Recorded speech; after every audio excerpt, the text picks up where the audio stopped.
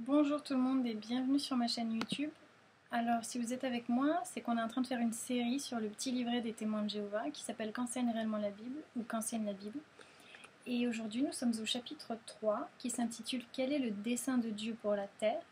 Et donc je vais tâcher de donner un point de vue chrétien à ce chapitre, un point de vue biblique. Et donc je vais commencer par le début, mais je pense qu'aujourd'hui je ne vais pas pouvoir faire tout le chapitre parce que déjà dans les 3 premiers paragraphes j'ai beaucoup de choses à dire.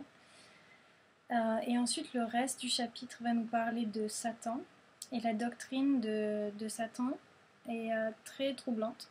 J'aimerais prendre un petit peu plus de temps pour vous en parler. Mais déjà commençons par le début. Déjà le titre, quel est le dessein de Dieu pour la terre? Donc on est en train de se demander quel est le but de nos vies, pourquoi Dieu nous a créés. Les 3 sous-titres sont quel est le dessein de Dieu pour les humains, comment s'est-on opposé à Dieu, à quoi ressemblera la vie sur la terre dans l'avenir. Donc vous voyez que le deuxième sous-titre, on se concentre maintenant, c'est quel est le dessein de Dieu pour les humains. Donc je ne sais pas pourquoi on commence par quel est le dessein de Dieu pour la terre, parce que je pense que on est au chapitre 3, on a vu quand même des choses très importantes pour l'instant. On a commencé par les bases, disons. Quelle est la vérité au sujet de Dieu? Qu'est-ce que la Bible, un livre de Dieu? Et maintenant, quel est le dessein de Dieu pour la terre? Donc je pense que la question c'est quel est le but de notre vie, qui est une question que beaucoup de gens se posent et ils ont bien raison, nous avons bien raison de nous poser cette question. Et donc je ne sais pas pourquoi la terre, tout de suite, quel est le dessein de Dieu pour la terre? Moi personnellement j'ai envie de savoir pourquoi moi j'ai été créée, pourquoi est-ce que l'être humain a été créé. Mais on voit déjà qu'il y a cette fixation qui commence sur la terre et on va voir que ça continue sur le paradis terrestre. Alors, je vais vous lire en fait chaque paragraphe parce qu'il n'y en a que 3 pour aujourd'hui que j'aimerais traiter.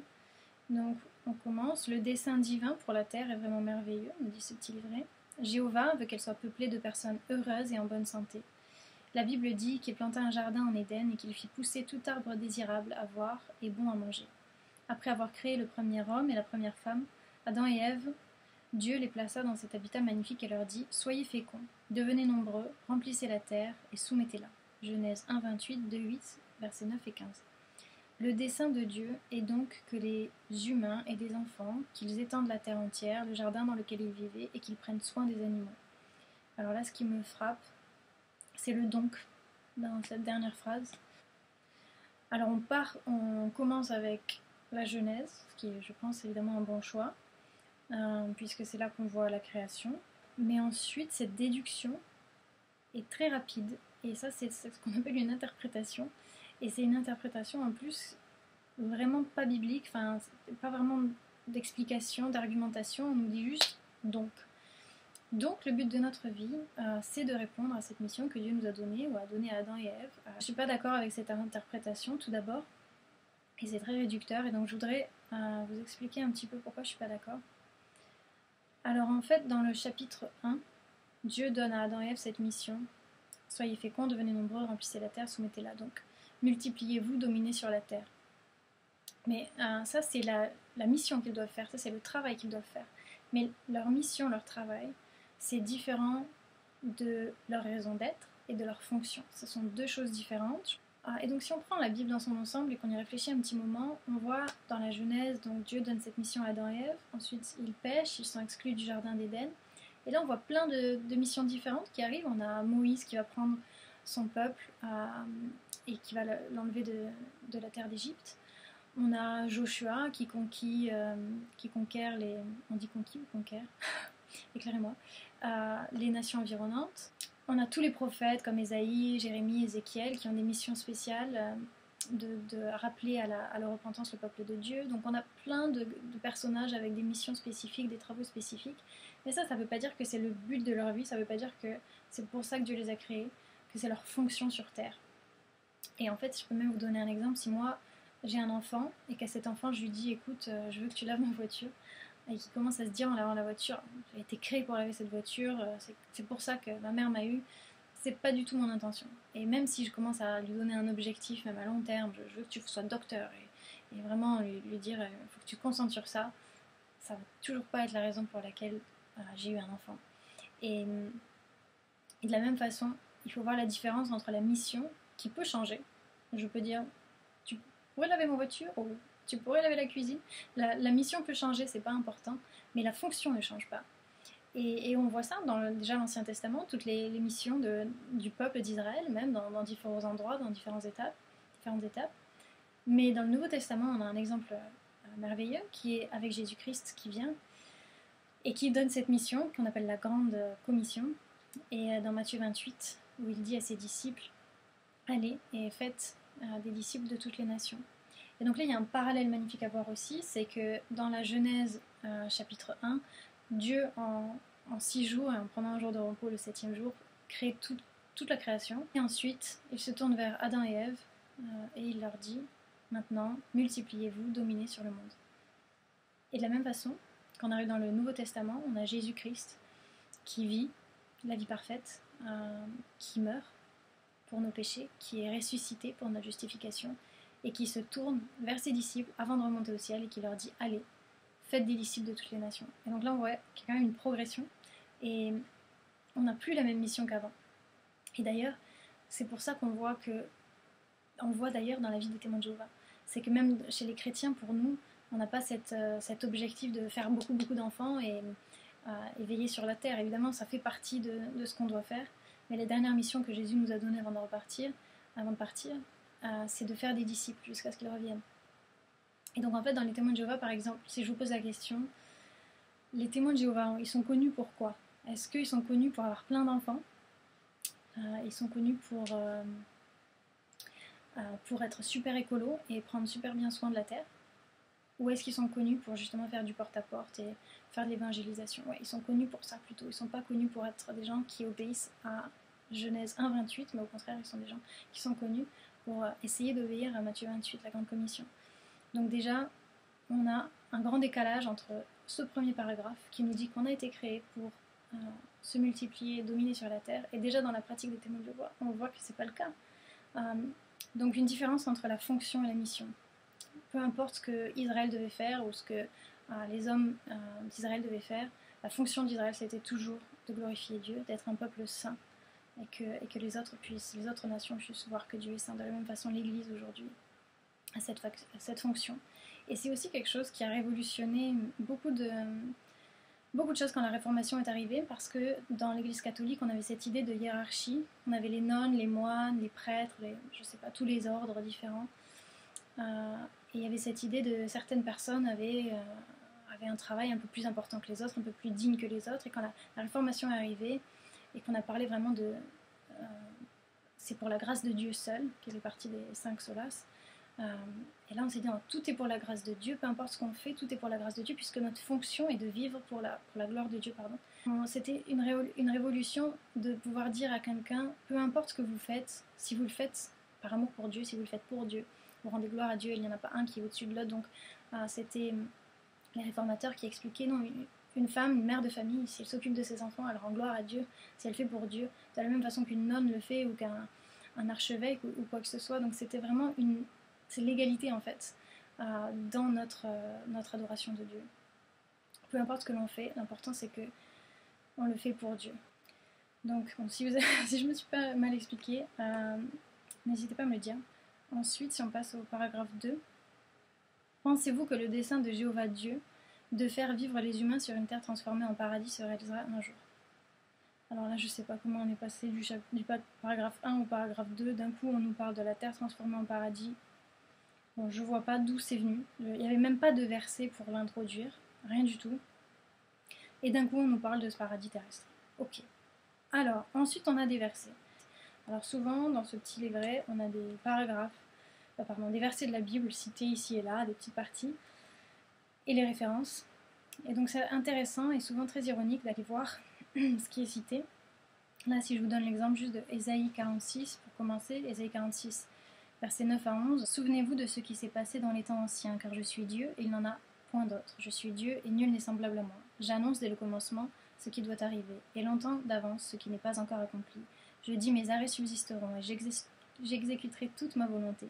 C'est moi qui appelle de l'Orient un oiseau de proie, d'une terre lointaine un homme pour accomplir mes desseins. Je l'ai dit et je le réaliserai, je l'ai conçu et je l'exécuterai. » Alors je pense que ce verset est cité pour montrer que Dieu fait ce qu'il dit, qu'il est fidèle à ses promesses, et là je dis Amen.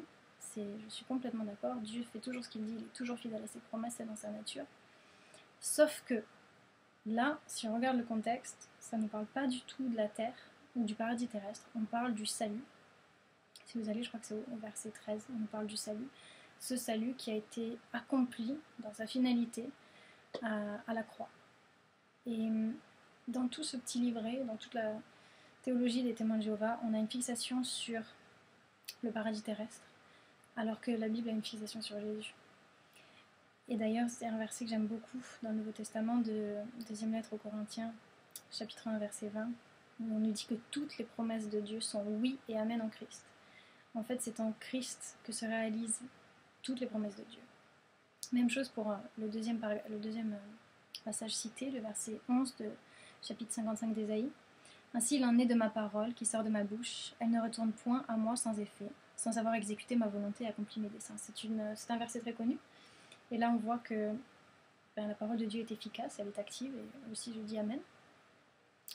Sauf que ici c'est illustré pour dire que Dieu va accomplir sa volonté, c'est-à-dire de créer un paradis terrestre sur terre, alors que dans le contexte on nous parle de l'alliance éternelle, la nouvelle alliance qui, selon le Nouveau Testament, est conclue par le sang du Christ.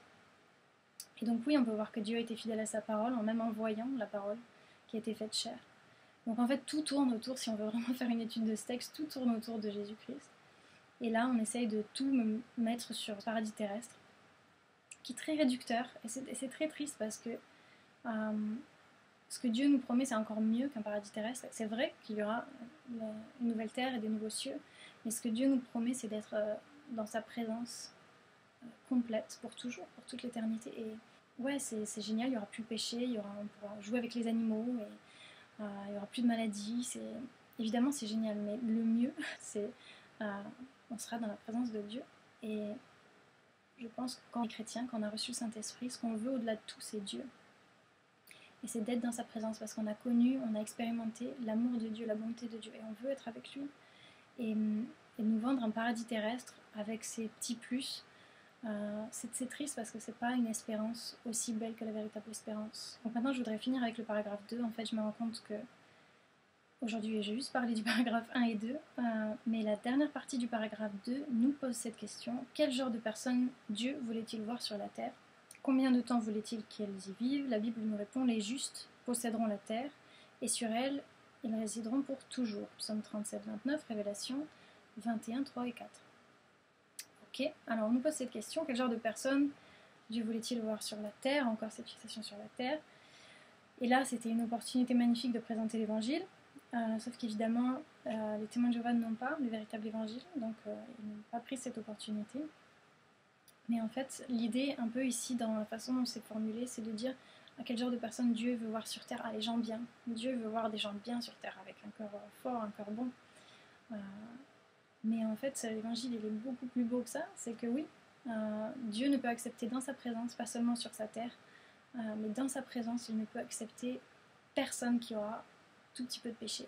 Il n'accepte pas le péché et il ne tolère pas le péché. Et donc, si je vous cite d'autres versets, et en se posant la question quel genre de personnes Dieu veut-il voir sur terre, et en se disant oui, Dieu veut voir des gens justes. Qui sont les gens justes? Psaume 14, 3. Tous sont égarés, tous sont pervertis, il n'y en a aucun qui fasse le bien, pas même un seul. Paul reprend ce verset dans Romains 3, versets 10 à 12, selon qu'il est écrit, il n'y a point de juste, pas même un seul, nul n'est intelligent, nul ne cherche Dieu, tous sont égarés, tous sont pervertis. Donc là, c'est la réponse à notre question, qui est juste? Personne. Personne n'est juste. Il n'y a pas une seule personne qui soit juste. C'est la Bible qui nous le dit et c'est pour ça que je le crois et je le vois aussi dans mon cœur. On ne peut pas, on a beau essayer tout ce qu'on peut pour être bon, on n'est pas bon et de toute façon, on a déjà, du moment où on commence à se poser la question, est-ce que je suis quelqu'un de bien? C'est trop tard, on a déjà fait vraiment beaucoup de mal. Et c'est vrai que c'est l'hypocrisie de se dire, ah mais moi j'irai au paradis parce que je suis quelqu'un de bien. On sait très bien qu'on n'est pas quelqu'un de bien. Que Dieu nous demande, c'est pas d'être quelqu'un de bien, mais c'est vraiment d'être parfait pour pouvoir entrer dans sa présence, puisqu'il ne peut pas tolérer le mal, parce que lui est bon, 100% bon.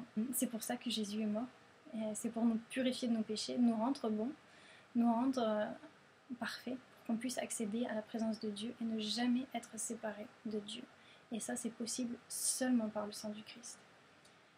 Et d'ailleurs, ça me fait penser que les témoins de Jéhovah, en tout cas ceux que j'ai fréquentés, souvent ils me racontaient, oui, quand on fait du porte-à-porte, il y a des gens qui sont réceptifs, il y a des gens qui sont moins, mais en général, les gens qui sont réceptifs, c'est les gens qui ont le cœur pur. C'est des gens, ils ont un bon cœur. Et en fait, la Bible nous dit, et la Bible le dit, donc c'est vrai, Jérémie 17,9, le cœur est tortueux par-dessous tout, et il est méchant, qui peut le connaître? Le cœur de l'homme est mauvais. Et donc là, si je reprends une analogie en fait, qu'ils utilisent dans ce petit livret qui, je pense, est bonne, c'est que Adam, c'est le moule. Et à partir de ce moule-là, tous les autres êtres humains ont été créés, se sont multipliés. Le moule était déjà cassé. Il avait péché, donc on est tous pécheurs. On est tous fils et filles d'Adam, jusqu'à ce qu'on devienne enfants de Dieu par le Christ.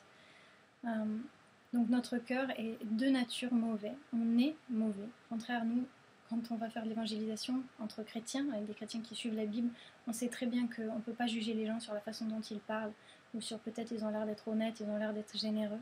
On est tous mauvais. Et c'est par grâce qu'on est sauvés. C'est pas parce qu'on est un peu plus mieux, on est meilleur, on est des gens meilleurs que les autres, pas du tout. Je pense que c'est tout ce que je voulais dire sur le paragraphe 1 et 2, mais je pense que ça fait déjà un petit moment que je parle, donc je vais vous laisser. Voilà, merci d'avoir regardé ma vidéo. Si vous avez des questions ou des commentaires, n'hésitez pas à poster un commentaire en dessous de la vidéo.